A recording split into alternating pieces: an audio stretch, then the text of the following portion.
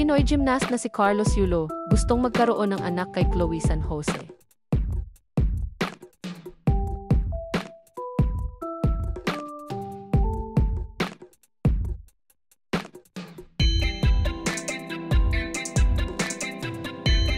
Diretsahang inamin ng Pinoy gymnast na si Carlos Yulo na gusto niyang magkaroon ng anak at isa iyon sa mga pinapangarap niya sa buhay.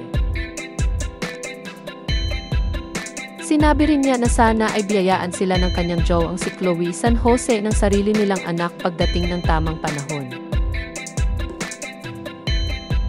Naging bisita ang magkasintahang sina Carlos Yulo at Chloe San Jose sa online show na Tony Talks. Doon ay tinanong ni Tony Gonzaga si Carlos kung ano ang naibibigay ng relasyon nila ni Chloe sa kani-kanilang personal na buhay.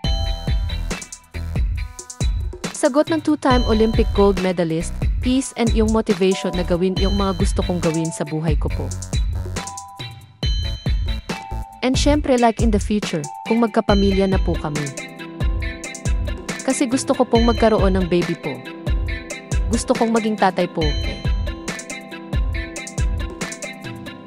Pero nang tanungin kung handa na ba siyang bumuo ng sariling pamilya sa edad na 24, nilinaw ni Carlos na in the future naman.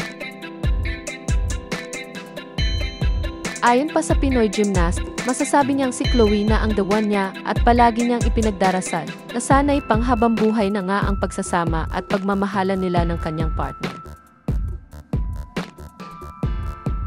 May ibinunyag naman si Chloe tungkol kay Carlos noong magka-talking stage pa lang sila noon. Sinabi ni Chloe sa panayam sa kanya ni Tony Gonzaga na nag-I love you na agad si Carlos sa kanya kahit 10 araw pa lang silang magka-text.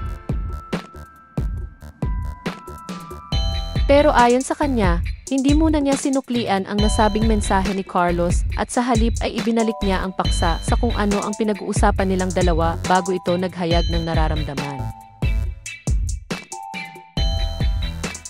Ayon kay Carlos, kahit hindi pa sila nag-uusap ni Chloe via phone call, ay kinilig na siya nung araw na iyon. Inamin naman ni Chloe na kinilig siya sa I love you ni Carlos. Samantala, inamin ni Chloe sa naturang panayam na nasasaktan siya sa pinagdadaanan ng kanyang jowa. Ayon sa content creator, minsan na rin niyang naranasan ang pinagdaanan ng kanyang partner.